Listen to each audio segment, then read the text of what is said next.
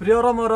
भाई भौणी समस्त को मु आज यही गिना मध्यम आपण मानक किसी कहवाई चाहूँगी जिते बड़े आम गिना सफा कर आपण मैंने आम गिना सफा कर प्रथम आम भीतर पटे आम सफा कर भीतर पटे एमती सफा कलापर आम बाहर सफा कर ठीक से परी परमेश्वर वाक्य लिखा जाए माथ्यू 23 अध्याय 26 लिखा जाए हे अंध पारुसी प्रथम गिनार भीतर सफा कर तापर बाहर मध्य सफा है बोली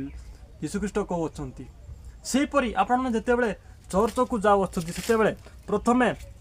आपण हृदय जहाँ अच्छी